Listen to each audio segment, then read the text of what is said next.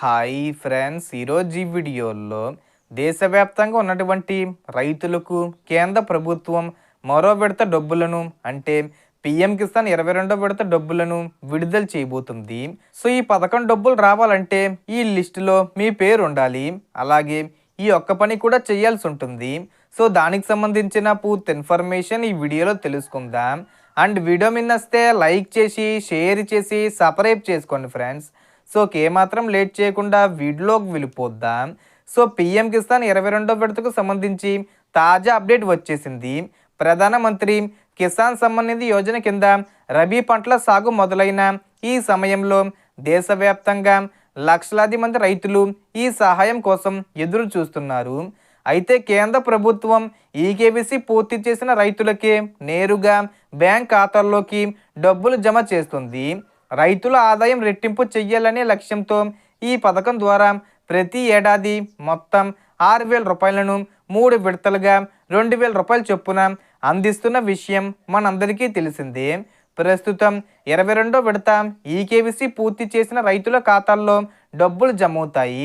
అయితే ఎవరికైతే డబ్బులు పడడం లేదో వారు ఈకేవీసీ పూర్తి చేయకపోవడమే ప్రధాన కారణం.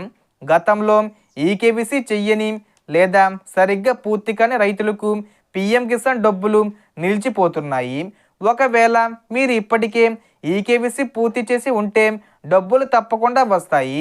ఈ 22వ విడత డబ్బులను ఎప్పుడు విడుదల చేస్తారంటే ఈ జనవరి 30 తేదీ వచ్చే ముందు తేదీల్లో విడుదల చేసే అవకాశం ఉంది. లేదంటే ఫిబ్రవరి నెలలో మొదటి వారంలో అయినా విడుదల చేయొచ్చు. మీకు డబ్బులు రావాలంటే ఎలిజిబుల్ లిస్ట్లో మీ పేరు ఉండాలి.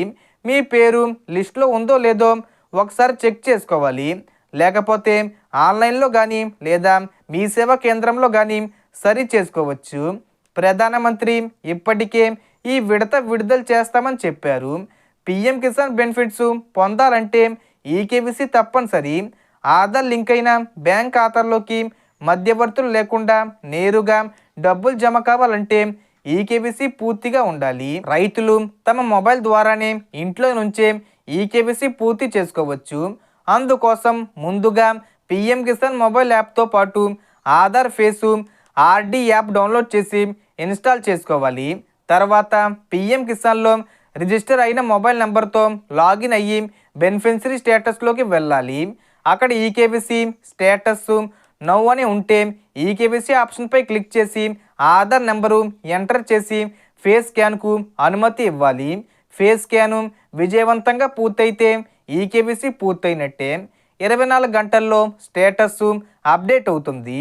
సో మొత్తం ఇన్ఫర్మేషన్ ది ఫ్రెండ్స్. మీకు ఈ వీడియో నచ్చితే లైక్ చేయండి, షేర్ చేయండి అండ్ సబ్స్క్రైబ్ చేసుకోండి. Thanks for watching.